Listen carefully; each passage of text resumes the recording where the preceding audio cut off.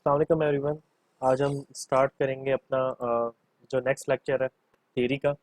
Array से related है वो एक्चुअली।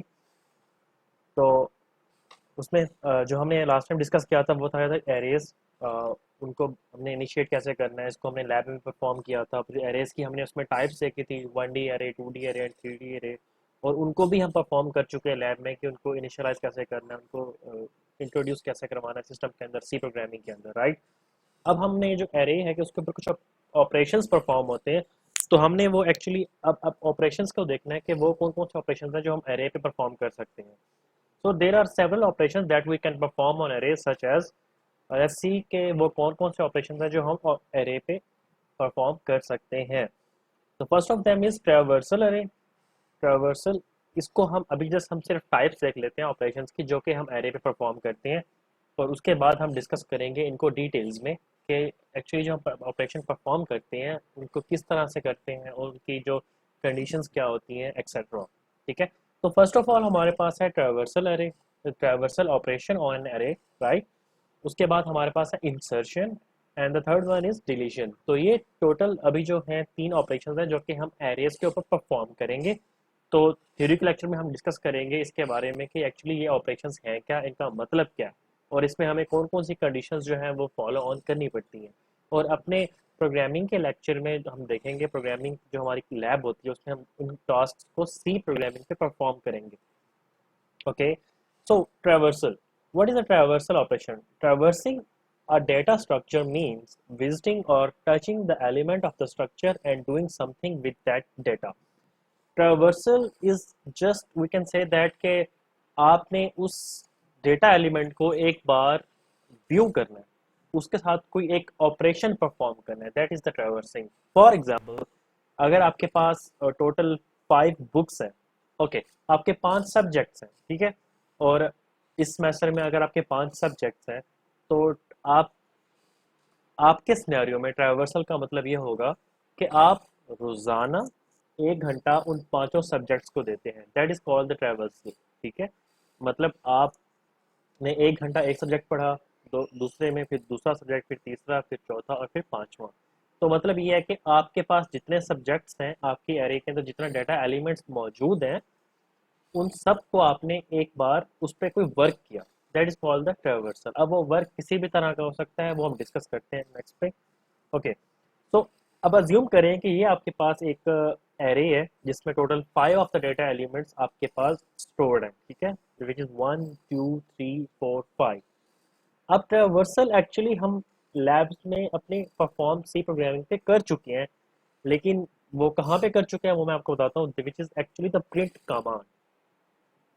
अब वो किस तरह से, ये देखें कि हमने अब एक फॉर एग्जांपल एक फॉर लूप के थ्रू डेटा एलिमेंट्स जनरेट किए थे एरे के अंदर, ठीक है। अब वो डेटा एलिमेंट्स हमारे पास टोटल अवेलेबल हैं, फॉर एग्जांपल 5 यही डेटा एलिमेंट्स हैं हमारे पास अवेलेबल है, ठीक है। अब जब हमने नेक्स्ट टाइम उसको प्रिंट करने के लिए फॉर लूप को इनिशिएट किया था, अब फॉर लूप क्या करेगी, जब वो फर्स्ट टाइम उसको कंपाइल करेगी, फॉर लूप जब अपना फर्स्ट रेपिटेशन को कंपाइल करेगी, तो वो प्रिंट क्या करेगी, 1। फिर सेकंड रेपिटेशन में वो प्रिंट करेगी 2, फिर 3, फिर 4, और अल्टीमेटली वो प्रिंट करेगी 5। ठीक है। तो अब ट्रैवर्सल में क्या हुआ कि आपने जो डेटा एलिमेंट्स एरे में दिए थे, एक फंक्शन उन पांचों के पांचों डेटा एलिमेंट्स पे परफॉर्म हुआ, which is print command. Okay. तो एक्चुअली हम ट्रैवर्सल जो है वो परफॉर्म हम पहले भी कर चुके हैं, लेकिन हमें उसका आइडिया नहीं था कि इसको ट्रैवर्सल भी कहते हैं, एक ट्रैवर्सल की एक टाइप है। ओके, फॉर एग्जांपल एक और कोड है। हम क्या करते हैं कि हमारे पास एक एरे है 1 2 3 4 एंड 5। अब हम क्या करते हैं कि हम कहते हैं कि आप ऐसा करें कि एरे में जो जो डाटा एलिमेंट स्टोर्ड है उन सब में +1 करें। ठीक है। तो पहला डाटा एलिमेंट क्या होगा, 2, फिर 3 हो जाएगा, फिर 4, फिर 5 और फिर 6 हो जाएंगे डाटा एलिमेंट्स। इसका मतलब ये हुआ कि हमने हर डाटा एलिमेंट को पे वो टास्क परफॉर्म किया। तो actually that is actually the means the traversal is. Okay. तो ट्रैवर्सल का क्या मतलब है कि आपने विजिट करना, हर एलिमेंट को टच करना या उस पर कोई भी एक एक्शन परफॉर्म करना, that is called the traversal. Okay. अब नेक्स्ट पे हम आते हैं, that is the insertion. So what is insertion? Insert operation is to insert one or more data elements into an array. Okay, based on the requirement, a new element can be added at the beginning, end or any given index of the array.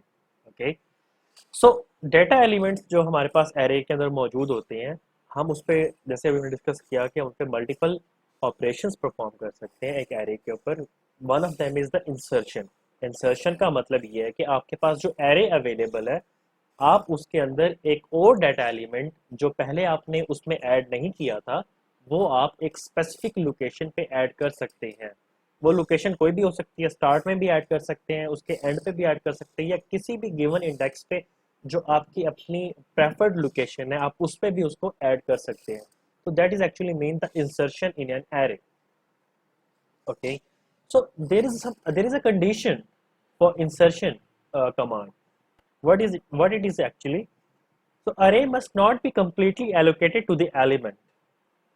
अब आपने एक array initiate की, ठीक है, आपने array का size रखा ए of 5, यहाँ पे एक एग्जांपल भी होगी ए ऑफ 5, और आपने उसको पांचों के पांचों एलिमेंट्स दे दिए 1 2 3 4 5. आपने एरे का साइज 5 बताया और आपने 5 के 5 एलिमेंट्स उस पर स्टोर भी करवा दिए. सो इस पे जो है इंसर्शन का जो एक्शन है, जो कमांड है, वो हम परफॉर्म नहीं कर सकते. अगर हम परफॉर्म करेंगे तो ultimately we will loss our data. Okay, वो किस तरह से, तो वो हम डिस्कस करते हैं नेक्स्ट अपनी, इवन हमने लैब में भी डिस्कस करेंगे इस चीज को. So if we had inserted all the elements in an array, then we cannot add another element while our insertion operation in an array. Okay. और दूसरी एग्जांपल क्या है कि हमारे पास a of 5 है और उसमें हमने टोटल 3 एलिमेंट्स सिर्फ इंसर्ट किए हैं 1 2 एंड 3. और इसका मतलब ये है कि इसमें हमारे पास 2 एलिमेंट की स्पेस बाकी है हमारी मेमोरी लोकेशन के अंदर, राइट. तो यहाँ पर हम इंसर्शन का ऑपरेशन परफॉर्म कर सकते हैं क्योंकि हमारे पास, अब देखिए जब आप एरे को इंट्रोड्यूस करते हैं, आपने बताया ए ऑफ 5, तो आपकी मेमोरी लोकेशन के अंदर वो 5 जो ब्लॉक्स हैं वो स्पेसिफाई हो जाते हैं उस एरे के लिए, ठीक है. और अब वो 5 ब्लॉक्स आपने स्पेसिफाई कर दिए. अब आप उन 5 ब्लॉक्स के अंदर अपने एलिमेंट्स रखते हैं, तो क्योंकि एरे में हमारे पास कंसेक्टिव एलिमेंट्स आते हैं ना.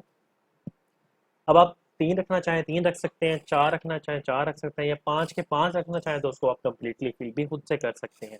अगर वो कंप्लीटली फिल है तो इंसर्शन की ड्यूरेशन में हमारे पास क्या होता है, डेटा लॉस हो जाता है, हमारे पास ओवरफ्लो की कंडीशन आती है. वो मैं आपको नेक्स्ट स्लाइड में बताता हूँ किस तरह से. ये हमारे पास एग्जाम्पल ये है कि फॉर एग्जाम्पल हमारे पास ए ऑफ 5 है जो कि हमारे पास एक एरे है और उसमें हमारे पास टोटल 5 डेटा एलिमेंट स्टोर्ड है, ठीक है. तो अब इसमें क्या होगा कि ओवरफ्लो कंडीशन आएगी अगर आप कोई और एलिमेंट इंसर्ट करते हैं. तो और एलिमेंट इंसर्ट करेंगे तो इसका मतलब क्या है कि आपके पास टोटल 6 एलिमेंट्स हो जाएंगे, ठीक है. तो आपके एरे का साइज 5 है और आप इंसर्ट एक और एलिमेंट कर रहे हैं तो टोटल नंबर आपके हो जाएंगे 6. तो ये ओवरफ्लो कंडीशन में आएगा और हमारा जो, या तो पहली बात तो है हमारा जो प्रोग्राम है वो कंपाइल नहीं होगा. द नेक्स्ट थिंग, अगर वो कंपाइल हो जाता है तो जो हमारे पास पहले से डेटा स्टोर्ड है वो ओवर राइट हो जाएगा. वो मैं अभी हम एग्जांपल डिस्कस करते हैं तो किस तरह से वो वर्क करता है. ओके, दूसरी यह था कि अगर हमने उसको कम्प्लीटली एरे को अपना फिल अप नहीं किया हुआ और हमारे पास लोकेशंस अवेलेबल हैं, ठीक है, this is our actually the suitable condition for insertion operation. Suppose we want to add a number at position 2. अब देखें यहाँ पर ये हमारे पास एरे है जिसमें भी हमने डिस्कस किया एग्जांपल कि हमारे पास उसमें टोटल एरे की जो एलोकेटेड स्पेस है वो 5 है और हमने जो डाटा एलिमेंट स्टोर किए हैं वो टोटल 3 है. इसका मतलब है 2 डाटा एलिमेंट्स हम उसमें और ऐड कर सकते हैं, ठीक है. और हमने ऐड करना है अभी एट पोजीशन 2 पे कोई एक एलिमेंट, और ये पोजीशंस है 1 2 3 एंड 4 एंड 5, ठीक है. इंडेक्स नंबर डिफरेंट है. This is the position actually 1 2 3 4 and 5. Index number क्या होगा, 1 की जगह इंडेक्स नंबर 0 होगा, 2 की जगह इंडेक्स नंबर 1 होगा, 3 की जगह इंडेक्स नंबर 2 होगा, 4 की जगह इंडेक्स नंबर आपका 3 होगा और 5 की जगह आपका इंडेक्स नंबर 4 होगा, क्योंकि हम हमेशा n-1 का रूल फॉलो ऑन करते हैं एरे के अंदर, ठीक है.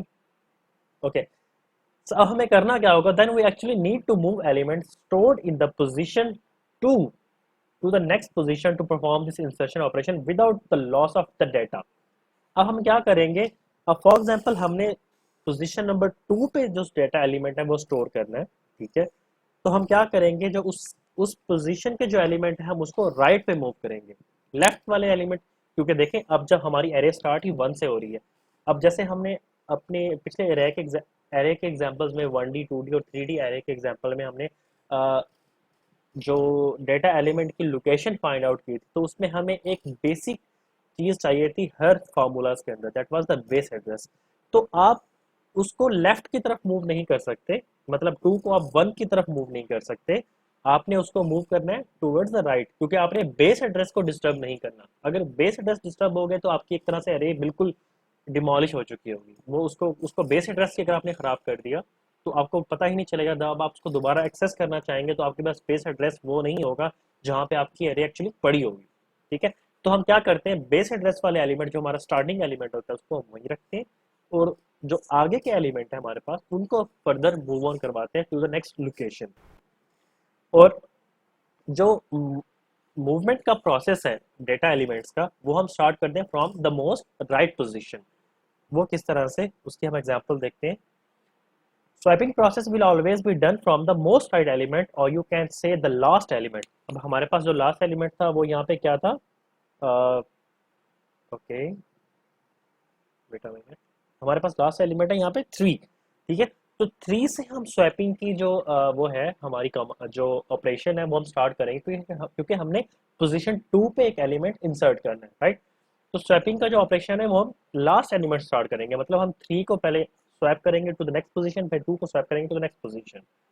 Okay, if we will not do that thing what could happen, अगर हम ये नहीं करते, स्वैपिंग हम राइट से स्टार्ट नहीं करते, फिर क्या होगा। अब फॉर एग्जांपल ये हमारे पास एक एरे है, उसके आगे ऊपर उसके हमारे पास एड्रेस वो जो उसकी पोजीशंस है वो भी मौजूद है। अब क्योंकि मैंने आपको एग्जांपल बताया कि हमने पोजीशन 2 पे जो डाटा एलिमेंट है वहाँ पे एक नया एलिमेंट इंसर्ट करना है, तो जो 2 पे डाटा एलिमेंट है उसको हमने नेक्स्ट पोजीशन पे मूव करवाना होगा ना, उसकी जगह खाली करनी होगी, क्योंकि आगे हमारे पास टोटल 2 स्पेसेस अवेलेबल हैं। सो अगर मैं क्या करता हूँ कि मैं पहले 3 को 4 पे मूव नहीं करवाता और डायरेक्टली पहले 2 को 3 पे मूव करवा लेता हूँ, तो क्या होगा, तो हमारा जो डाटा एलिमेंट जो पड़ा हुआ है पोजीशन 3 पे वो ओवरराइट हो जाएगा, और ओवरराइट की फॉर्मेशन में क्या होगा कि हमारे पास जो डेटा था वो हमारा लॉस हो जाएगा। तो हमने डेटा को भी लॉस नहीं करना, और हमने एक नया एलिमेंट भी उसमें स्टोर करना है। तो इंसर्शन ऑपरेशन की जो एग्जांपल है वो इस तरह से है कि आपने ये एरे ली, ठीक है, उसमें आपके टोटल 3 डाटा एलिमेंट्स हैं, और पोजीशन 2 आपकी जो रिक्वायर्ड पोजीशन है कि आपने पोजीशन 2 पे एक डाटा एलिमेंट इंसर्ट करना है। तो क्या होगा कि जो फर्स्ट ऑफ ऑल आपका 1 वहीं पे होगा, 2 भी वहीं पे होगा। फर्स्ट ऑफ ऑल आपका जो द मोस्ट राइट या जो लास्ट एलिमेंट है वो मूव ऑन कर जाएगा टुवर्ड्स इट्स नेक्स्ट पोजीशन, क्योंकि वो तो खाली है। ठीक है, अब क्या होगा कि वो मूव ऑन कर गया टुवर्ड्स द नेक्स्ट पोजीशन, जिसमें हमें कोई डाटा हमारा लॉस नहीं हुआ, क्योंकि आगे तो हमारा कोई एलिमेंट ही नहीं था पहले भी। ओके, फिर क्या होगा नेक्स्ट पार्ट में, मतलब 1 भी वहीं पे होगा।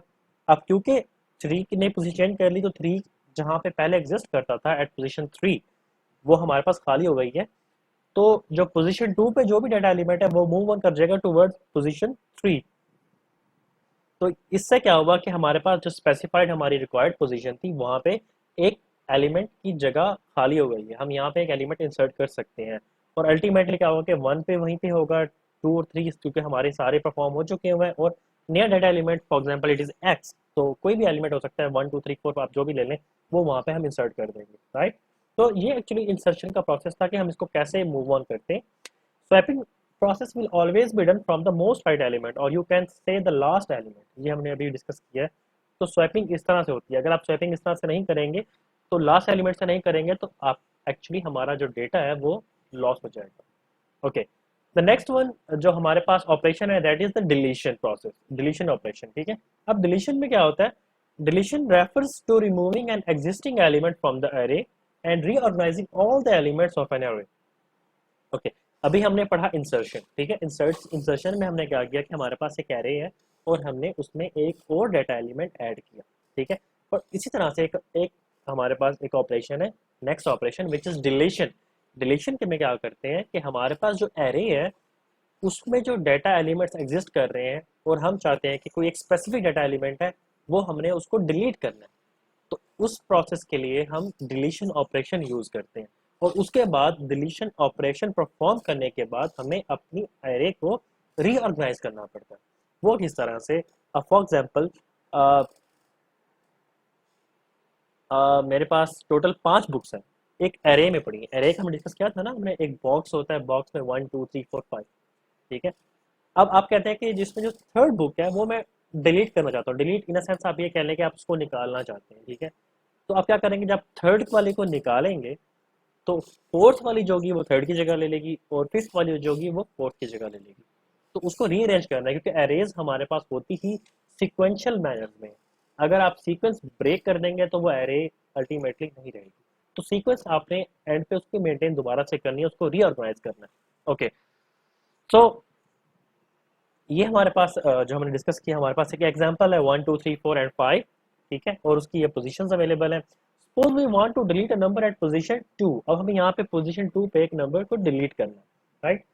Initially we need to delete that element and then move the elements ahead of it backward position one by one without the loss of the data. अब क्या करना है, क्योंकि मैंने आपको डेफिनेशन में बताया है कि आप एरे जो है उसके एलिमेंट्स को, एक एलिमेंट को जो स्पेसिफिक एलिमेंट आपका है उसको डिलीट करते हैं, उसके बाद उसको रीऑर्गेनाइज करते हैं। आप रीऑर्गेनाइज किस तरह से करेंगे वो हम डिलीशन ऑपरेशन के एग्जांपल में देखते हैं। वो कुछ इस तरह से है कि आप फॉर एग्जांपल आपके पास ये एक एरे है, ठीक है। अब आप इसमें से आपने जो नंबर 2 पे डाटा, जो पोजीशन नंबर 2 पे डाटा एलिमेंट अवेलेबल है, आपने इसको डिलीट करना है, ठीक है। तो आपने डिलीट कर दिया, ऑपरेशन परफॉर्म किया, डिलीट हो गया। लेकिन इस टाइम ये एरे नहीं है, क्योंकि ये सिक्वेंशियल मैनर्स में नहीं है। इसके मतलब एरे तो वो होती है ना जिसमें 1 2 3 4 5 कंसेक्टिव मैनर्स में आपका एड्रेस जो है वो कंसाइड कर रहे हो। अब यहाँ पे हमारे क्या हुआ कि एड्रेस कंसाइड नहीं कर रहे, वन के बाद हमारे पास एक एम्प्टी स्पेस है। तो इसको फिलअप करने के लिए हम क्या करेंगे कि उस एक ऐसी लूप लगाएंगे जो कि उसको रिवर्स करेगी डाटा एलिमेंट्स को towards it's back position.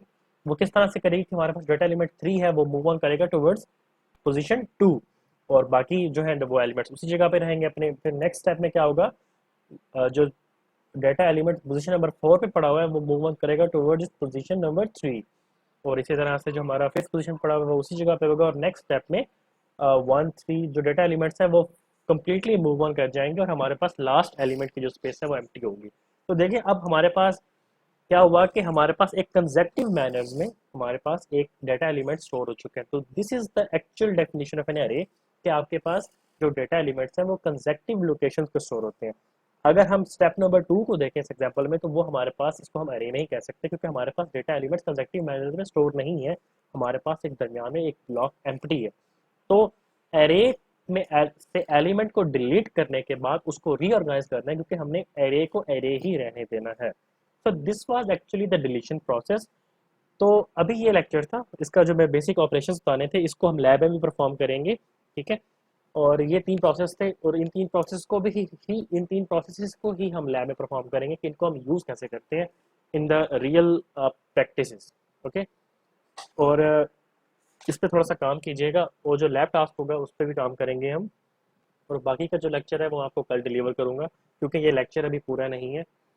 Okay, अपना ख्याल रखिएगा। थैंक यू, अल्लाह हाफिज़।